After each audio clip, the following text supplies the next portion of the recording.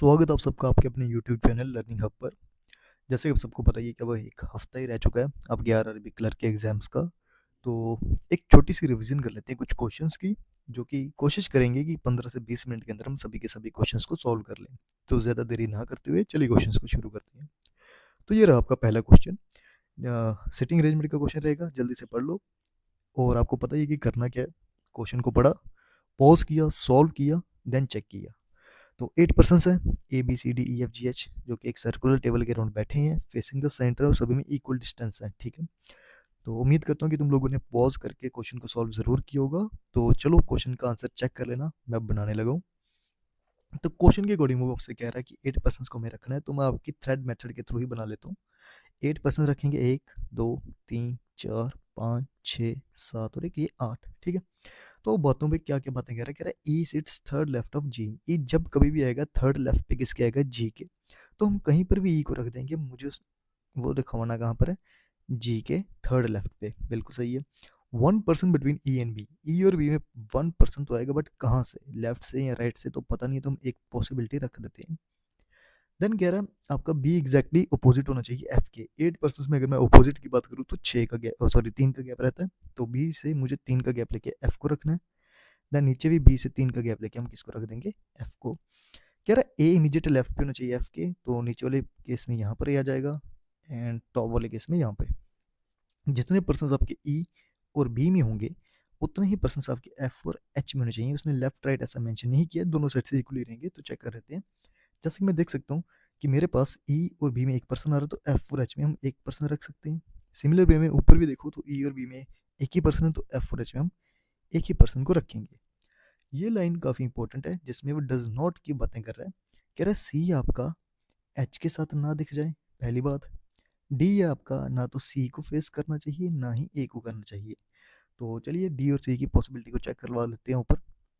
तो जहाँ जहाँ पर भी जगह खाली होगी मैं वहाँ पर डी को और सी के लिए चेक कर लूँगा।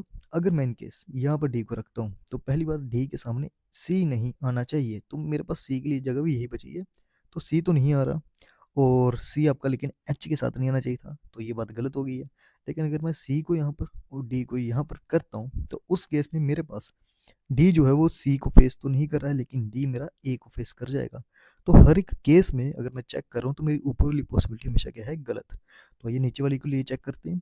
तो अगर मैं एफ के साथ डी को रखता हूँ, तो डी से 3 का गैप लेके मेरे पास ना तो सी है ना तो ए है, एंड यहाँ पर मैं सी को रख सकता हूँ, और मेरा सी एच के साथ भी नहीं है, तो नीचे वाली पॉसिबिलिटी एब्सोल्युटली राइट। अब अब कुछ बच्चे इसको सर्कल में ज़रूर ट्राई करते हैं, तो मैं उनके लिए सर्कल में इसकी डायग्राम बना के रख देता हूँ, ताकि वो कंफ्यूज ना हो जाए कि आपकी डायग्राम बनेगी क्या। वैसे सबकी फेसिंग इनसाइड है, तो कहीं से भी शुरू करो आपके आंसर सेम ही रहेंगे। तो सपोज मैं यहाँ पर एफ को रख देता हूँ, एफ के आप राइट पे शुरू कर देना, डी आ रहा है, देन ई आ रहा है, then C, B, G, H and A. तो जिन्होंने सर्कल में बनाया वो सर्कल में चेक कर ले, और जिन्होंने थ्रेड मेथड से बनाया तो वो थ्रेड मेथड के अकॉर्डिंग भी चेक कर लें। तो ये था आपका पहला क्वेश्चन, जिसमें से वो 5 क्वेश्चन आपको पूछेगा, और वो क्वेश्चन आप इजीली कर सकते हो अगर आपकी डायग्राम बिल्कुल सही है तो ज़्यादा टाइम वेस्ट ना करते हुए नेक्स्ट क्वेश्चन पे आते हैं। तो जल्दी से नेक्स्ट क्वेश्चन को ट्राई करो। उम्मीद करता हूँ कि तुम लोगों ने पॉज करके ज़रूर बनाया होगा। तो मैं बनाने की कोशिश करता हूँ तुम्हारे सामने, और देखते हैं कितनों का सही और कितना को गलत। तो 7 पर्सन से पजल का क्वेश्चन है। 7 बॉक्स दिए गए हैं, एक स्टैक में रखे हुए, वन अबव द अनदर। तो ठीक है, बनाते हैं। तो पहले लिख लेते हैं 7 बॉक्स जो आ रहे हो किस तरह से, एक के ऊपर एक है। तो सबसे टॉप पे 7 होगा, देन 6, 5, 4, 3, 2 एंड 1। मैंने पिछली क्लास में भी आपको ये बताया था कि चाहे इसमें मेरे पास मैं इस वे में ना भी लिखूं, डॉट मेथड का यूज़ करूं, तब भी ये क्वेश्चन बन जाता है जल्दी। तो सबसे पहले हम बातें देखते हैं क्या क्या कह रहा है। एस जब भी आएगा 2 बॉक्सेस ऑफ वी है, मतलब एक छोड़कर वी से ऐसा दिखेगा। Only 3 boxes between Q and V, Q और वी में कितने बॉक्स आ रहे हैं, मेरे पास 3 बॉक्स आ रहे हैं। और Q is kept immediate below T, तो टी के इमीडिएट बिलो कौन आ रहा है, क्यू। एज मैनी बॉक्स, जितने टी के ऊपर होंगे उतने आर के बिलो होंगे। जितने बॉक्स आर और यू में हैं वो एक कम है, किससे, जितने मेरे पी के अबव होंगे। मतलब अगर मुझे पी के ऊपर 4 दिखते हैं, तो आर और यू में कितने बॉक्स होने चाहिए, 3। तो ये चीज़ आपको यहाँ पर क्वेश्चन में कह रहा है। आगे बढ़ो। कह रहा है जब भी आएगा आपके पास जो बॉक्स पी होगा वो कभी भी यू के ऊपर नहीं होगा, तो मतलब यू ऊपर होगा पी नीचे होगा। ठीक है, तो चलिए सबसे जो मिनिमम पॉसिबिलिटी वो आपकी ये वाली है, टी क्यू 3 का गैप वी। ठीक है, तो हम यहीं से शुरू कर लेते हैं। तो अगर मैं टॉप पे रखता हूँ टी को, देन क्यू, 3 के गैप पे मेरे पास कौन आ जाएगा, वी।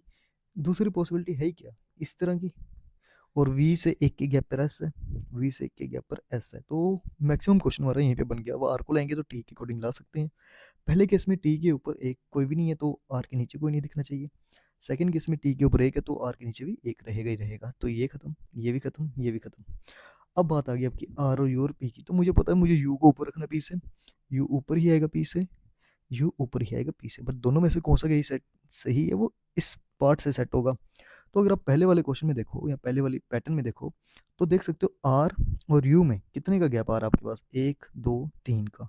तो मतलब पी के ऊपर मुझे 4% चाहिए, तो चेक कर लो 1 2 3 4, तो पहला सही ऑप्शन, सीधी सी बात, अब दूसरा गलती होगा।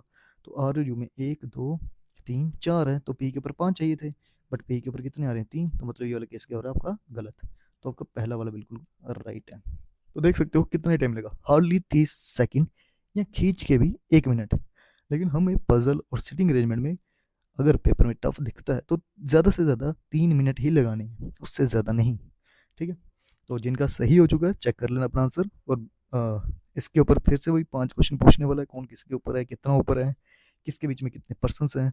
ऑड पेयर निकालो, और ऑड पेयर में क्या करेगा, 4 ऑप्शंस में आपके वो इवन नंबर के रख देगा, एक ऑड का रख देगा। ठीक है, चलिए नेक्स्ट क्वेश्चन भी आओ। तो एक क्वेश्चन आपका पजल का ही है, और ये आपका मंथ बेस है जिसमें उसने आपको वेरिएबल्स के अकॉर्डिंग डेट भी दे दी है साथ में, तो आप इनको कर सकते हो, पॉज करो, ट्राई करो, देन बनाते हैं। ओके, मंथ बेस पजल है, 4 मंथ्स रखे हैं, अगस्त से शुरू करें तो अगस्त को रखते हैं पहले, अगस्त, देन सितंबर है, अक्टूबर है, और नवंबर है। ठीक है, साथ में उन्होंने डेट्स को दिया, जब भी 4 मंथ्स का हो हमें कम से कम भी 4 ही पॉसिबिलिटी यहाँ पे दिखानी पड़ती हैं, चाहे ना चलें लेकिन बना के रख दो, क्या जाता है। 12 और 25, और डेट्स भी मोस्टली एक इवन एक ऑड, 12 25, 2 पॉसिबिलिटीज, तीसरी, और ये चौथी। वैसे आरआरबी क्लर्क का एग्जाम अगर है तो इतनी ज़्यादा नहीं चलने वाली, 3 या 2 में खत्म हो जाएगा क्वेश्चन। चलो पढ़ते हैं क्या क्या कह रहा है, और मार्क कर लेना इवन नंबर ऑफ मंथ्स के, जैसे आपको पता है सितंबर इवन का है और नवंबर इवन का है, ओनली 1% बिटवीन। ठीक है ठीक है, तो क्वेश्चन आपका यहाँ से शुरू है, डब्ल्यू से, डब्ल्यू अटेंड करेगा सेमिनार बिफोर अक्टूबर, कभी ना कभी अक्टूबर से पहले कौन आएगा, W, U immediate after W के but not in the same month. ठीक है, यू जब भी आएगा डब्ल्यू के बाद आएगा, लेकिन इनका मंथ सेम नहीं होगा। Y attend 2% after U, U और वाई में 1% का गैप आने वाला भाई, only 3% attend the seminar between S and Y, S और वाई में 3% दिखने चाहिए मुझे। ठीक है, और as many person before S, जितने पर्सन मेरे एस से पहले होंगे उतने ही वी के बाद में आए। Okay, no one attend the seminar, V और जेड के बीच में कोई नहीं आना चाहिए, मतलब दोनों के दोनों एक साथ आएंगे, और वी जेड या जेड बी दोनों बताएं। T does not attend the, ठीक है, टी आपका सितंबर पे नहीं आएगा। तो कुल मिला के हमारे पास ये कुछ बातें हैं। अब ऐसे क्वेश्चन को शुरू कहाँ से किया जाए तो उस चीज़ का काफ़ी डाउट रहता है, तो वहाँ पर आपकी एक लाइन काफ़ी हेल्प करती है, वो है ये वाली, जितने पहले उतने बाद में। तो एक सेफ पोजीशन होती है वो एक टॉप और बॉटम की होती है, तो मैं यही शुरू करता हूँ कि मैंने पहले केस में एस को टॉप पे कर दिया, वी को बॉटम में रख दिया। ठीक है, सेम अगर मैं ऐसा चलाता जाऊँ दूसरे में भी एस और वी, पहले दो को चेक कर लेते हैं क्योंकि वी के साथ मेरा कौन आ रहा है, जेड, और इनमें कोई भी गैप नहीं आएगा तो मेरे पास जेड यहीं पे दिखेगा दोनों केसेस में। ठीक है, तो ये भी खत्म हो गया, ये भी खत्म हो गया। अब हम एस के अकॉर्डिंग वाई को ला सकते हैं 3 के गैप पे, 1 2 3, वाई सेट हो जाएगा, 1 2 3, वाई सेट हो जाएगा। हालांकि दोनों ही सेम चल रहे हैं तो मैं किसी एक को ट्राई कर लेता हूँ। वाई और यू में एक का गैप चाहिए, वाई और यू में एक का गैप चाहिए था, ठीक है, और यू जो था वो इमीडिएट आफ्टर डब्ल्यू के आ रहा था, तो ठीक। और टी सितंबर में नहीं तो अक्टूबर में जाने वाला है, और हमारे पास 1% रह गया है, और वो कौन सा रह गया, S T U V W x रह गया। परफेक्ट, बन गया क्वेश्चन।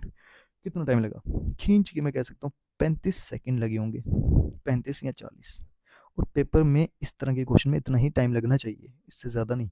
हाँ, अलग से पढ़ के लिख रहे हो तो लगा लो 1 मिनट, लेकिन उससे ज़्यादा लगना ही नहीं वाला इस क्वेश्चन में टाइम। आइए नेक्स्ट क्वेश्चन पे। तो स्लॉग्स क्वेश्चन बिना देरी करते हुए चलो शुरू करते हैं।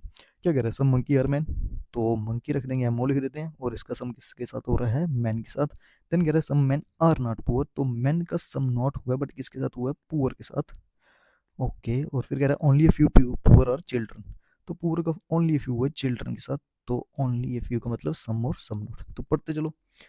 पहला पॉसिबिलिटी क्या कह रहा है, क्या some poor being man is a possibility, poor का क्या सम पार्ट मैं मैन के साथ करने की पॉसिबिलिटी रखता हूँ? तो हाँ, बिल्कुल कर सकते हैं। पहला tick. No monkey is child, monkey और चाइल्ड में नो का रिलेशन है, बिल्कुल नहीं, तो इसका आंसर क्या आ जाएगा? Only first. चलो नेक्स्ट क्वेश्चन पे आओ।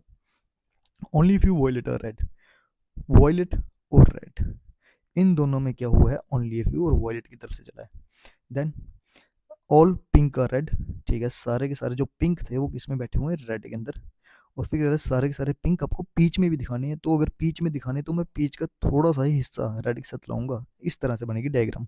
पढ़ो पहला वाला कंक्लूजन कह रहा है नो पिंक इज वॉयलेट, क्या पिंक और वॉयलेट में नो का रिलेशन है? तो बिल्कुल भी नहीं है, पहला गलत है। क्या सम रेड इज पीच हुआ? तो हाँ, पीच का सम पार्ट रेड के साथ आ रहा है, तो सेकंड इसका आंसर आ जाएगा आपका only second follows. Third question, only if you ocean are seas, ocean का ओनली इफ यू हुआ सीज के साथ, ठीक, तो इस तरह से डायग्राम आएगी। फिर कह रहा है no C is a lake, C का नो है बट किसके साथ? लेक के साथ, और सारी की सारी लेक जो है वो किसमें आ रही है? रिवर के अंदर। तो ये रही आपकी डायग्राम। पढ़िए पहला conclusion, some oceans are not lake, क्या ओशन का सम पार्ट नॉट है लेक के साथ? तो डेफिनेटली है, ये दिख रहा है, तो पहला टिक। क्या सम ओशन कभी भी रिवर नहीं बन सकते? क्या ओशन का सम पार्ट कभी भी रिवर नहीं बन सकता? ओ सॉरी, उल्टा बोल रहा हूँ। तो कह रहे हैं क्या सम सी कैन बी रिवर्स, क्या सी का सम पार्ट रिवर बन सकता है? तो हाँ, बिल्कुल बन सकता है। ठीक है, सी का नो सिर्फ लेक के साथ है, रिवर के साथ नहीं है, तो इसका आंसर क्या आएगा? बोथ। उम्मीद करता हूँ कि तुम लोगों के स्लॉग्स में क्वेश्चन गलत ना हो रहे हो, क्योंकि स्लॉग्स आपका एक स्कोरिंग टॉपिक है जो 3 से 4 नंबर का आना ही आना है। किस्मत अच्छी हुई तो 5 भी देख सकते हैं, लेकिन 4 तक तो रहता ही रहता है। आओ नेक्स्ट क्वेश्चन में, only few grapes are kiwis. Okay, अब ऐसा भी कई बार होता है कि यहाँ पर कीवीज लिखा है, नीचे कीवी लिखा है, तो उस चीज में कंफ्यूज नहीं होना कि दोनों अलग अलग हैं, दोनों सेम ही होते हैं। तो बनाओ ओनली ए फ्यू, बट किसका? ग्रेप का कीवी के साथ। ये आ गया आपका आंसर। फिर कह रहा है सम कीवीज और एप्पल, कीवी का सम है भाई एप्पल के साथ, और ओनली ए फ्यू एप्पल का हुआ है ऑरेंज के साथ, तो एप्पल ने ओनली ए फ्यू कराया है ऑरेंज के साथ। तो ये रहेगी आपकी diagram. Some grapes are not oranges, ठीक है, ग्रेप्स का सम पार्ट ऑरेंजेस के साथ नो नहीं है, क्रॉस। क्या सारा का सारा ग्रेप ऑरेंज में है? नहीं है, cross. But none of this करने से पहले ये चीज देख लेना, क्या ये इधर और का केस बनता है कि नहीं? तो हाँ, एक कंक्लूजन आपका नेगेटिव है, एक आपका पॉजिटिव है, एलिमेंट सेम है, तो ऑल और सम नॉट का पेयर होता है भाई। तो ऑल और सम नॉट का एक पेयर होता है, और वो आपका पेयर यहाँ पर इधर और के लिए फॉलो करने वाला है। तो हाँ, आपका ग्रेप जो है वो सम नॉट की पॉसिबिलिटी दिखा रहा है, सारा का सारा ग्रेप ऑरेंज में जा सकता है। तो हाँ, ये आपका केस किसके लिए गया है? इधर और के लिए। तो इसका answer none of this mark मत करना, जिन्होंने कर दिया बनाते वक्त तो भाई बहुत बड़ी गलती कर दी, नंबर तुम्हारे गए। ये केस आपका इधर और का। चलिए नेक्स्ट क्वेश्चन पे आओ। तो only few clouds are white, ठीक है, क्लाउड और white, only few. Then no white is blue, white का नो है बट किससे है? ब्लू से, तो इस तरह से रहेगा। और ओनली ब्लू इज स्काई, तो ओनली वर्ड आ गया, तो इसका मतलब क्या है? ऑल। स्टेटमेंट उल्टी, तो सारा का सारा जो स्काई है वो बैठा है भाई ब्लू के अंदर। तो पढ़ो पहला कंक्लूजन क्या कह रहा है? कह रहा है some blue are not clouds, तो हाँ, ब्लू का सम पार्ट कौन है? स्काई, जो कि नॉट ही है क्लाउड से, बिल्कुल सही है। Some white can be sky, क्या वाइट स्काई के साथ सम कर सकता है? कभी भी नहीं कर सकता, तो ओनली फर्स्ट। आइए नेक्स्ट क्वेश्चन पे। तो डायरेक्शन डिस्टेंस का क्वेश्चन है, पॉज करो बनाओ, क्योंकि मैं भी डायग्राम ही बनाऊंगा, उसी के बेस पे बहुत से क्वेश्चन पूछेगा डायरेक्शंस के, तो जल्दी से बना लो डायग्राम।